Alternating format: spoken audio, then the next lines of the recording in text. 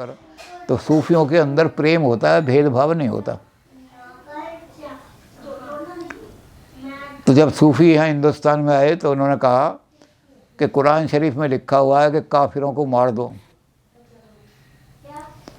तो एक सूफ़ी को कहा कि तुम भी तो मुसलमान हो, तलवार हाथ में लो और काफिरों को मारो।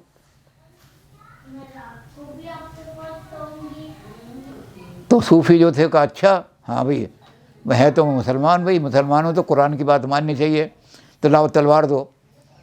तो कहते कहाँ मिलेंगे काफिर? कहते जाकर ढूंढो, ये जो मूर्ति पूज रहे हैं ना ये काफिर हैं। कहने लगे अच्छा जाता हूँ अभी। तो सूफ़ी जो थे उन्होंने तलवार उठाई और मंदिर में पहुँच गए और वहाँ भजन गा रहे हैं लोग, मस्त हो रहे हैं। उन्होंने कहा अरे मूर्खो, क्या कर रहे हो तुम, ये तुम काफिर हो। कहने लगे हम उस भगवान की पूजा कर रहे हैं। कहते भगवान की? हाँ। कहते भगवान कुरान शरीफ में लिखा है अल्लाह जमील हुब्बुल जमाल, परफेक्ट ब्यूटी वो है। और उस परफेक्ट ब्यूटी को जहाँ जहाँ ब्यूटी का परतों दिखाई दे, जहाँ जहाँ ब्यूटी दिखाई दे, वहाँ समझ लो भगवान की छाया पड़ रही है। तो ये सुंदर मूर्तियों में हमें वो जमाल दिखाई दे रहा है ईश्वर का। कहने लगे अच्छा यार तुम काफिर नहीं हो सकते, जिसको पत्थर में भी ईश्वर दिखाई दे रहा है तो कोई, तुम तो बहुत गहरे आदमी हो। तलवार अंदर रख लिया। हिंदू ने सनम में जलवा पाया तेरा। मैं जब हिंदुओं को मारने गया तो मूर्ति के अंदर उन्हें मूर्ति दिखाई नहीं दे रही थी, पत्थर नहीं दिखाई दे रहा था, वो भगवान की सौंदर्य जो था उसको पूज रहे थे। सौंदर्य के पुजारी हैं तो, और जमाल के, और जमाल तो अल्लाह है, परफेक्ट ब्यूटी तो अल्लाह है। तो छोटी मोटी ब्यूटियाँ तो अल्लाह का ही छाया है। तो कहते वो तो अल्लाह की छाया को पूज रहे थे, कहाँ काफिर हो गए। तो उन्होंने कहा वहाँ जाओ, वो आग की पूजा, आग जलाते रहते हैं, पूजा करते हैं, उनको जाओ। तो हिंदू ने सनम में जलवा पाया तेरा। तो आतिश पे मैं वहाँ गया, पारसी लोग जो थे अग्नि की पूजा कर रहे थे और उसमें सैकड़ों मन घी और सामग्री उसमें डाल रहे थे, और अग्नि के पुजारी। मैंने कहा क्या बेवकूफ़ी कर रहे हो तुम, काफिर हो तुम, ये क्या कर रहे हो? उसने कहा अल्लाह, ये जो ऊपर को जो जा रही है लपट, ये इशारा कर रही है कि अगर तुझे नूर प्राप्त करना है, तेरे दिमाग में भी, अकल पे भी अंधेरा पड़ा हुआ है, तेरे दिमाग में भी अंधेरा छाया हुआ है, अगर तुझे अपने दिल में और दिमाग में रोशनी लानी है तो ये जो ऊपर को जा रहे हैं शोले इनके साथ, उसकी तरफ चलना। क्योंकि अपने मरकज़ की तरफ हर चीज़, अपने जो केंद्र होता है उसकी तरफ खींचती है, केंद्र हर चीज़ को खींचता है। तो कहते हैं जो केंद्र जो है ऊपर वाला वो खींच रहा है इसको, क्योंकि वहाँ नूर ही नूर है, रोशनी रोशनी है, अंधेरा नहीं है। अंधेरा जो है वो कुफ्र है। तो ये अग्नि जो जल रही है, अंधेरा कहाँ है? कुफ्र तो जब वो अंधेरा हो, और ये तो इशारा कर रही है कि चलो ऊपर, और ऊपर उठ, और ऊपर उठ, उस नूर में खो जाओ, उसमें समा जाओ। तो इन्होंने सूफ़ी जो थे उन्होंने तलवार अंदर कर ली। हिंदू ने सनम में जलवा पाया तेरा, आतिश पे मुगा ने, मुगा माने पारसी लोग, राग गाया तेरा, वो राग तेरा गा रहे थे, नाम तेरा ले रहे थे कि अल्लाह ही अल्लाह नूर है। तो फिर मैं आया, मैंने कहा मौलवी साहब मुझे तो कोई काफिर दिखाई नहीं दिया।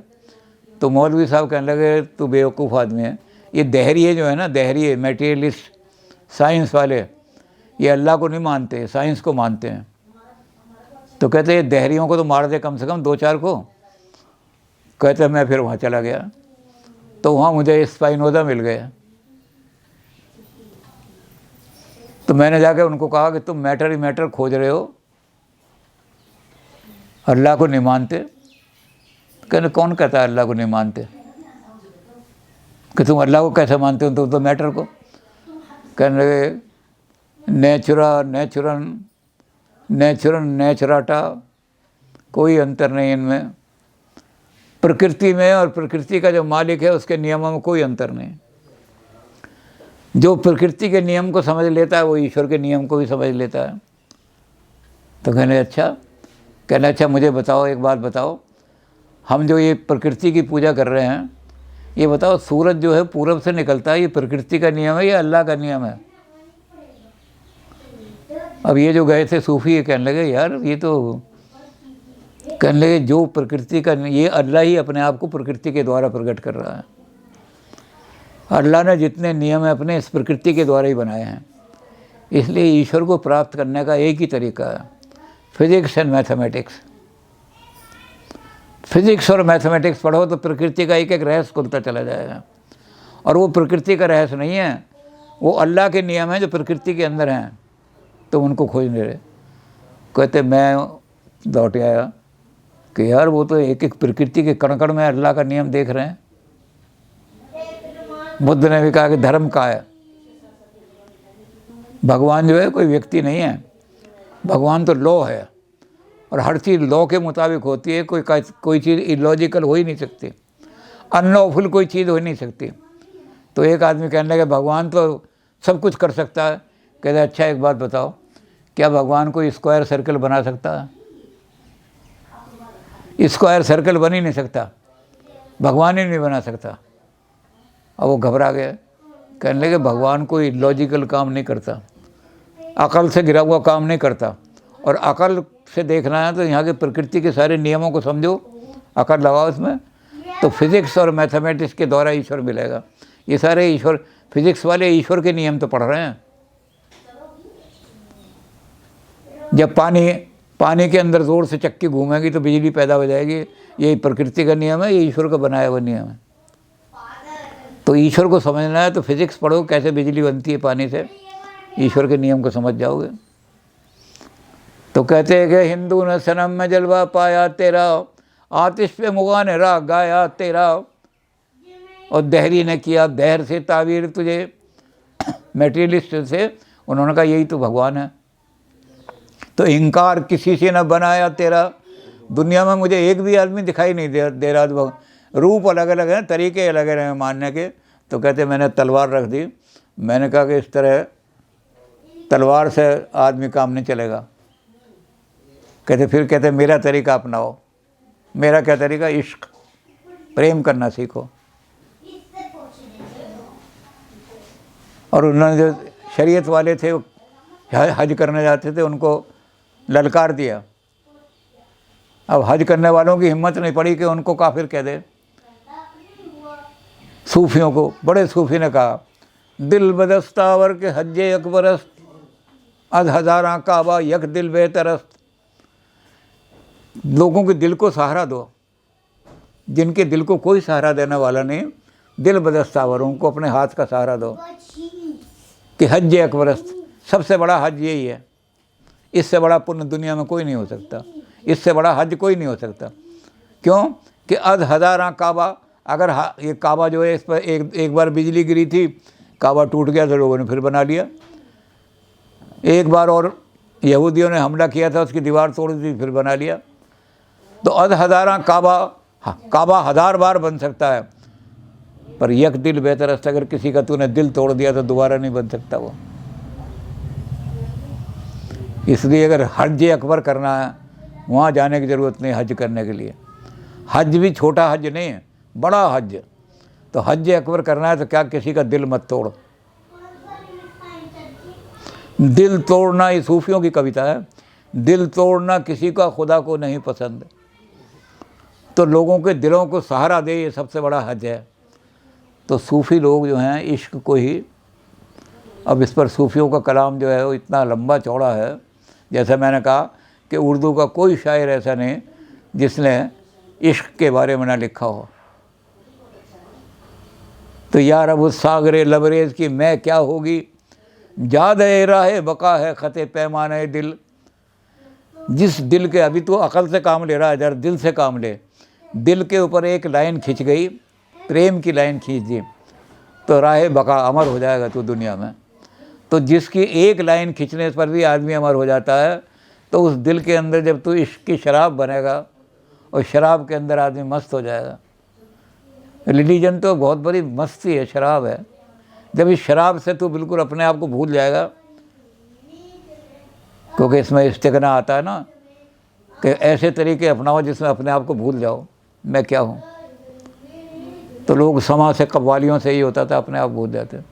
और कहता है इश्क की शराब अगर तूने पी ली, नाम खुमारी जान नान का चढ़ी रहे दिन रात।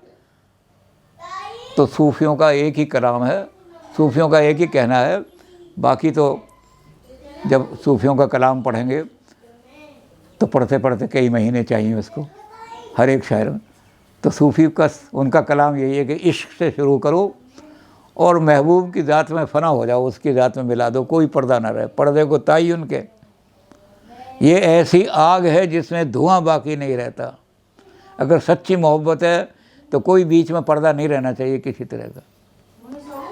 तो सूफियों ने इस प्रेम को लेकर के दुनिया के अंदर अपना मत फैलाने की कोशिश की।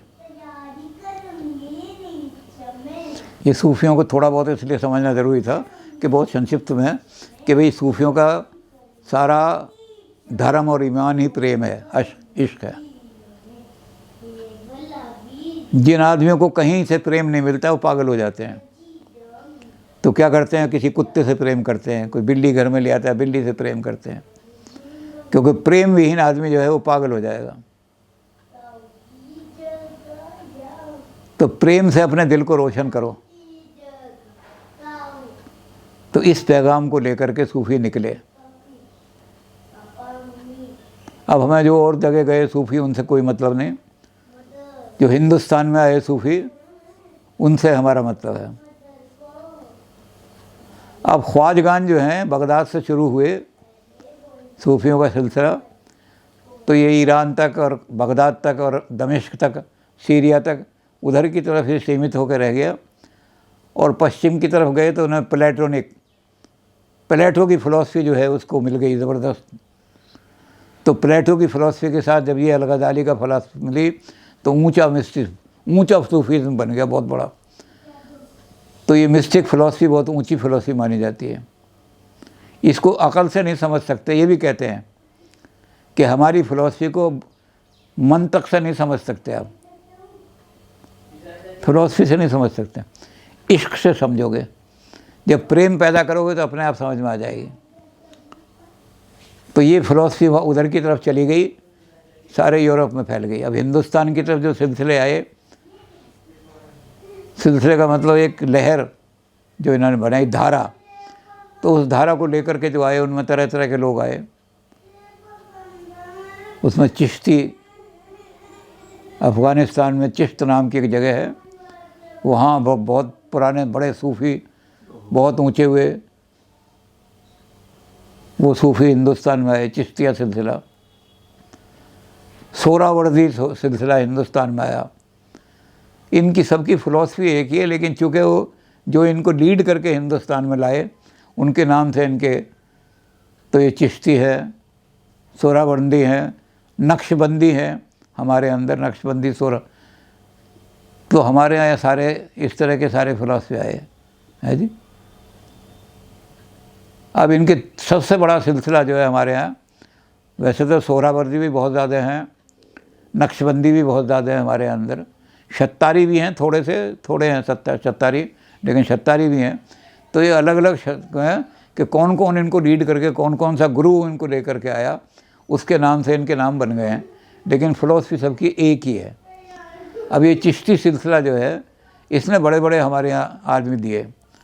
ख्वाजा मुइनुद्दीन चिश्ती सबसे पहले हिंदुस्तान में आए, अजमेर में।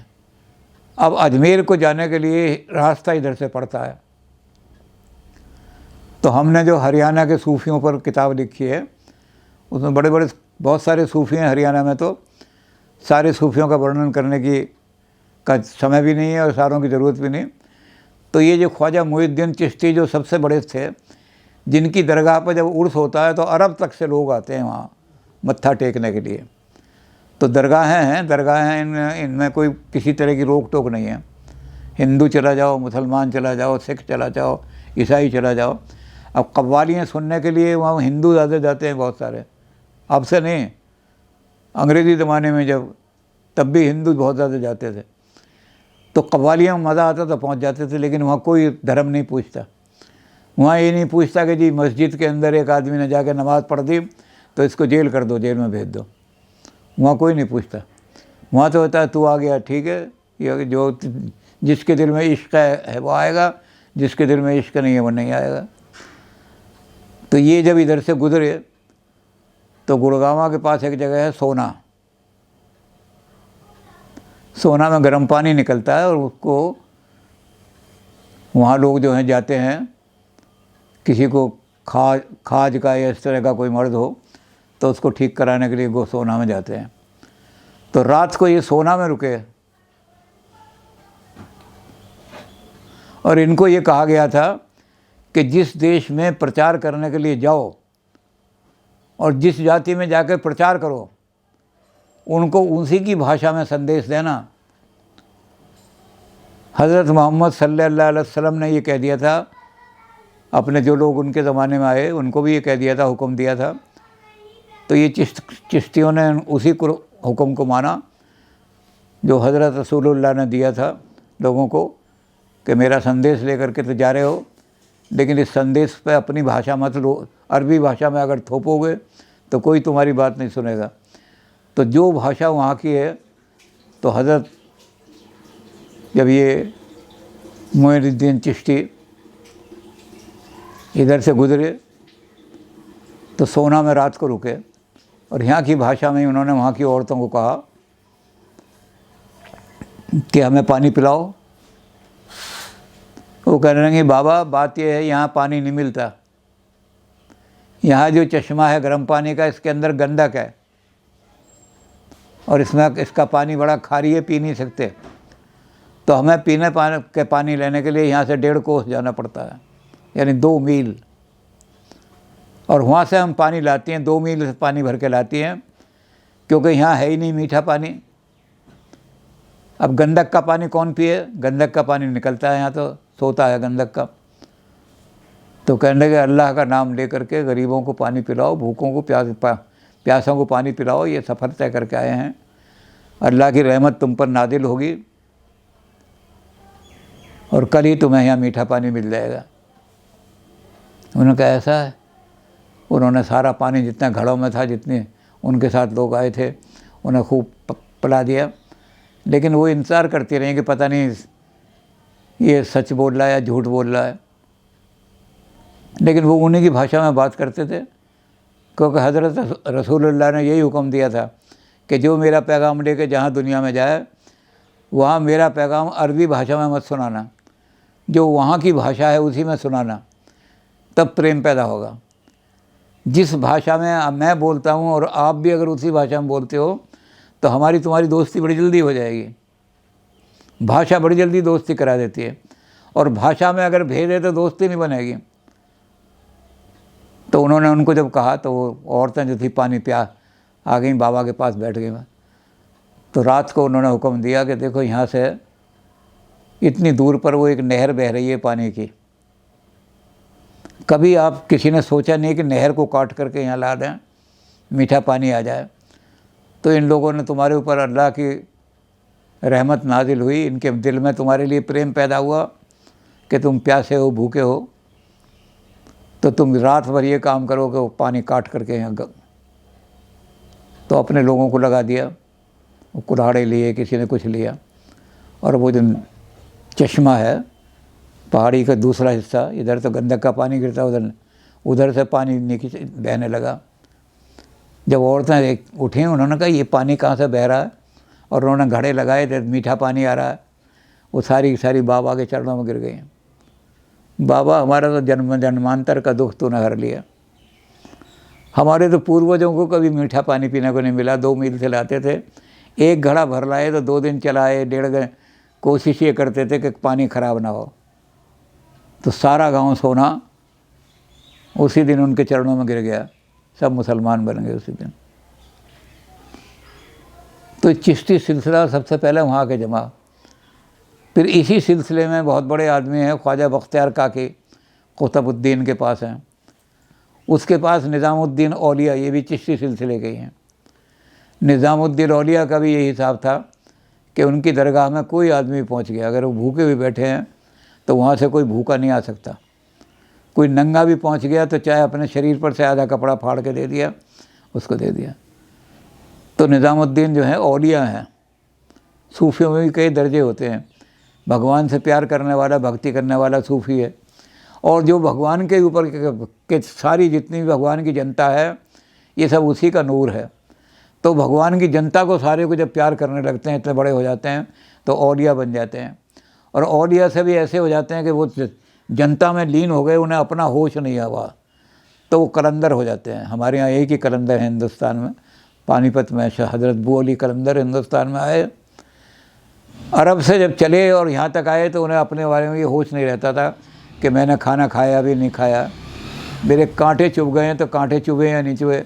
कोई आ गया चेला, अरे बाबा तेरे पैर में कांटे आ रहे, निकाल दे भैया, कोई बात नहीं। तो कलंदर जो थे ये वहाँ से जब चले और यहाँ आए तो उन्होंने ये हुआ कि सारे में घूमते थे, कोई दुखी हो तो उसको दवाई पहुँचा दिए किसी को, और यहाँ अपना होश नहीं रहता था। तो हज़रत बू अली कलंदर बहुत ऊँचे कलंदर बन के, एक ही कलंदर हैं। और गाना जब गाया जाता है तो हज़रत अली का नाम लिया जाता है, उसके बाद अगर नंबर है तो कलंदर इनका नंबर है। अली दा पहला नंबर, दवादम मस्त कलंदर। तो दवादम मस्त कलंदर में हज़रत अली और उसके बाद ये कलंदर ये हुए। तो ये निज़ामुद्दीन औलिया हैं, यानी वो सूफियों में बहुत ऊंचे दर्जे पर उठ गए हैं, वली हो गए हैं। वली का मतलब अल्लाह को जानने वाला, जो अच्छी तरह भगवान को जान करके उससे प्रेम करता है, वो औलिया हैं। अब हरियाणा में जो सबसे बड़े हैं, हरियाणा में बहुत सारे सूफ़ी हुए हैं। ये सढौरे के कमैस साहब जो थे, शाहबाद में आ गए थे वो।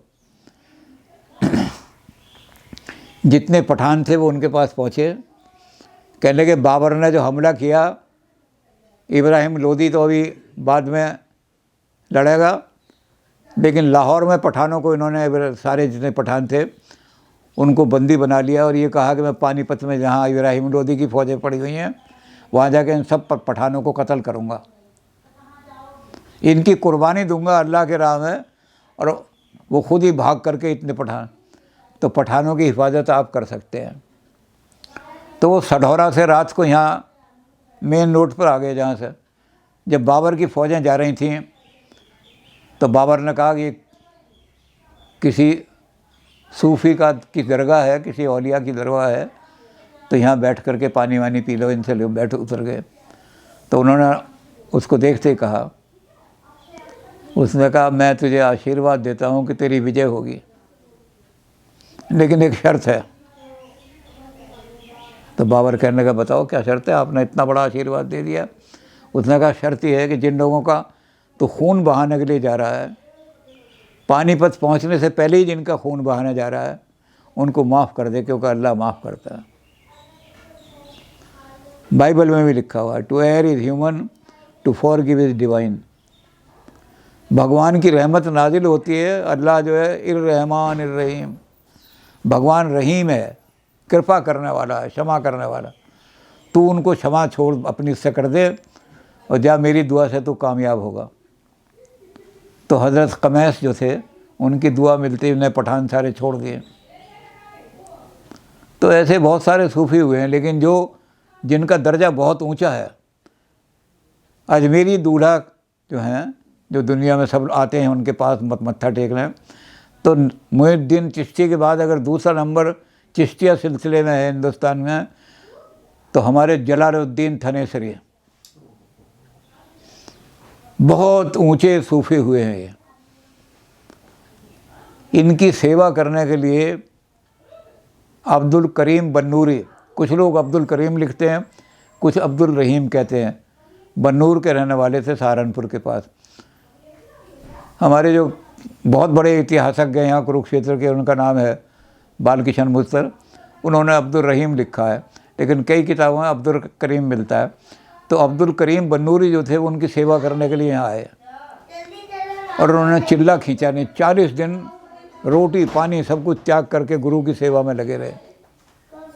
और उस चिल्ला खींचने की वजह से उन्होंने उनको शेख चिल्ली का नाम दे दिया। लेकिन वो चिल्ला उल्ले खींचा, बड़ी सारी मेहनत करी, तो उनकी डेथ हो गई।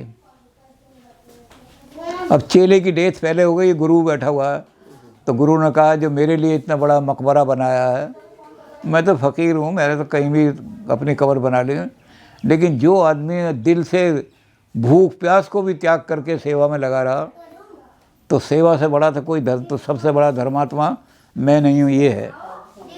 इसलिए इस कब्र में शेख चिल्ली को मेरे चेले को दफन किया जाएगा। तो शेख चिल्ली का मकबरा आज उनकी शान है। हुमायूं के मकबरे के बाद हिंदुस्तान में अगर कोई इतना अच्छा मकबरा है तो शेख चिल्ली का मकबरा है। तो ये चिश्तिया कबीले के, चिश्तिया सिलसिले के लोग जो थे, ये बड़े बड़े सूफ़ी इस सिलसिले में पैदा हुए हैं और इन्होंने हिंदुस्तान के अंदर ये सारा सूफ़ीज़म फैलाया। अमीर खुसरो सूफ़ी पैदा हुए। इन्होंने सूफ़ियों ने, जैसे मैंने अकबर के कबीर को प्रभावित किया, इनको गुरु नानक देव जी, कबीर का प्रभाव है गुरु नानक देव जी पर, सूफ़ियों पर गुरु नानक देव जी को प्रभावित किया। गंज शकर, हमारे फरीदुद्दीन गंज शकर को प्रभावित किया। और ये लोग जहाँ जहाँ भी गए प्रेम का संदेश लेकर गए। हम प्रेम का संदेश लेकर के आए हैं। और प्रेम की वही परिभाषा दी इन्होंने कि हम राजाओं से प्रेम नहीं करते, क्योंकि इसको हमारे अल-गज़ाली ने कहा है कि राजाओं से प्रेम चमचागिरी है, प्रेम नहीं है वो। राजाओं से प्रेम बूट पॉलिश है, हंचमैन होते हैं, राजाओं के प्रेम करने वाले नहीं होते।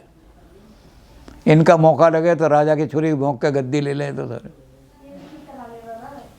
तो सच्चा प्रेम कौन है? दुखियों से। तो एक एक दुखियों की झोंपड़ी में जा कर के,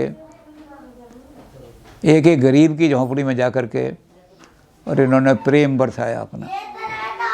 तो ये लोग सूफ़ी, हिंदुस्तान का जो सिलसिला था, ये सूफ़ियों के सिलसिले, चार और भी बहुत छोटे मोटे सिलसिले हैं, लेकिन नक्शबंदी बहुत ज़्यादा हैं, सोहरावर्दी बहुत ज़्यादा हैं, चिश्तियों का कबीला, चिश्तियों का सिलसिला तो इतना बड़ा है कि जो बड़े बड़े, बहुत बड़ी बड़ी दरगाहें हैं वो चिश्तियों के ही हैं। अब कुतुबुद्दीन बख्तियार काकी का कितना बड़ा मेला लगता है, और निज़ामुद्दीन पर तो 3 दिन उर्स होता है। और उनकी मानना है कि हिंदुस्तान के अंदर कोई भी कव्वाल हो, चाहे वो हिंदू हो चाहे मुसलमान हो, जब अगर वो उनके उर्स में आकर के कव्वाली नहीं गाएगा तो उसका साल भर बिजनेस नहीं चलेगा, एक जगह भी कव्वाली बुक नहीं होगी। इसलिए बड़े बड़े ऐसे कव्वाल जो 10-10, 15-15 हज़ार रुपये लेके प्रोग्राम देते हैं, वो भी वहाँ के मज़ार के जो देखने वाले रक्षक हैं उनसे जाके कहते हैं, वो कहते हैं जी हमारा सारा प्रोग्राम बुक हो गया, कैसे 15 मिनट को दे दो, हम थोड़ी देर कव्वाली गाएंगे, क्योंकि अगर हमने यहाँ मज़ार पर मत्था नहीं टेका तो हमारा तो धंधा ही फेल। तो वहाँ हिंदू मुसलमान का कोई भेद नहीं है। हिंदू